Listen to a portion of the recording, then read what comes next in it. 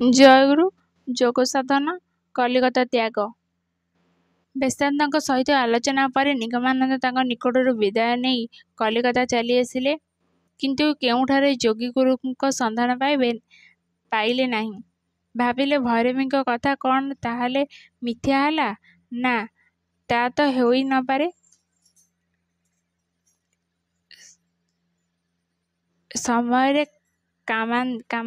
ସମୟରେ କାମାକ୍ଷାରେ ଅମ୍ବୁବାତୀ ପୂର୍ବ ଆସନ୍ନ। ନିଗମାନନ୍ଦ କାମାକ୍ଷା ଗମନ କରି କେତେ ଜଣ ସାଧୁଙ୍କ ସହିତ କାମାକ୍ଷା ଯିବେ ବୋଲି ଭାବିଲେ। ପୁଣି ଯିବେ କି ନ ଯିବେ ଏଇଭଳି ଭାବି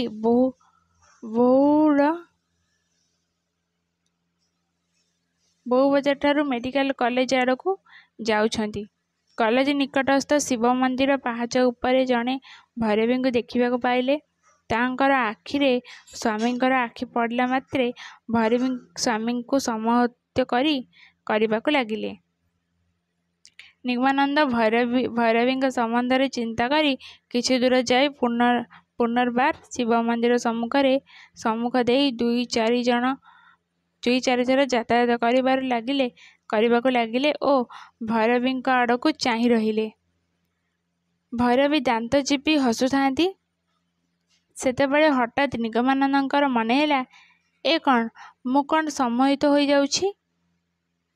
ମୁଁ ଯାତାୟାତ କରୁଛି କାହିଁକି? ସେ କିଛିକ୍ଷଣ ଚକ୍ଷୁ ମୁଦ୍ରିତ କରି ଭାବି ସ୍ଥିର କଲେ ଯେ ସେ ସର୍ବଦା ଆତ୍ମଭାବସ୍ଥ ନଥିବାରୁ ଓ ଅନ୍ୟମନସ୍କ ଥିବାରୁ ଏହି ସୁଯୋଗରେ ଭୈରବୀ ତାଙ୍କୁ ସମ୍ମୋହିତ କରିପାରିଛି। କାଳ ବିଳମ୍ବ ନ କରି ସେ ସ୍ଥାନ ତ୍ୟାଗ କରି ଧର୍ମଶାଳାରେ ଉପସ୍ଥିତ ହୋଇ ନିଗମାନନ୍ଦ ସ୍ଥିର କଲେ ଯେ ଆତ୍ମଦର୍ଶନ ପର୍ଯ୍ୟନ୍ତ ଅର୍ଥାତ୍ ସାଧକ ଅବସ୍ଥାରେ ଦାରୁମୟୀ ସ୍ତ୍ରୀ ମୂର୍ତ୍ତି ମଧ୍ୟ ସେ ଆଉ କେହି ଦେଖିବେ ନାହିଁ।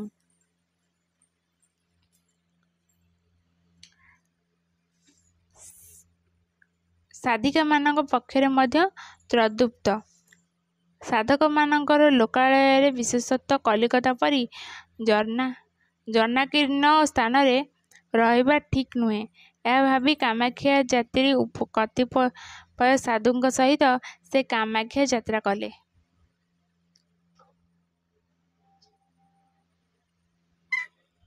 କାମାକ୍ଷା ନଗର।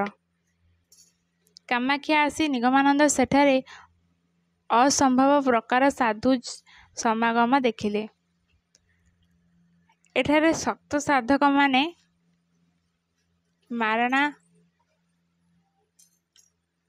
ମାରଣା ଉଚ୍ଚାଟନ, ଯୋଗିନୀ, ଭୂତ ପ୍ରେତାଦି ସକାମ ସାଧନା କଲେ ସିଦ୍ଧିଲାଭ କରନ୍ତି ବୋଲି ପ୍ରବାଦ ଅଛି।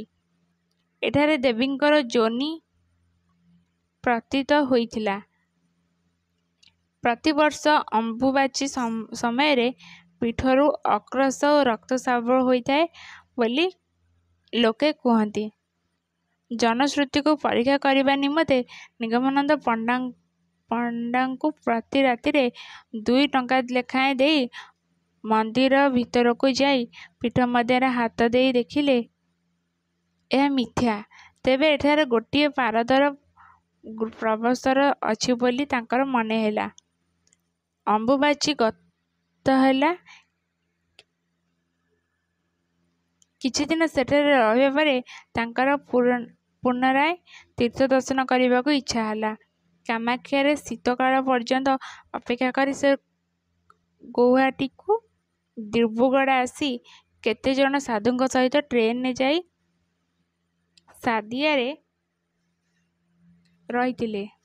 ସାଦିଆରେ ପହଞ୍ଚିଲେ। ସେଠାରୁ ଦୁର୍ଗମ ସମ୍ପ୍ରଦାୟକୁ ବନଭୂମି ଅତିକ୍ରମ କରି ପରଶୁରାମ ତୀର୍ଥରେ ଉପନୀତ ହେଲେ। ଜୟଗୁରୁ।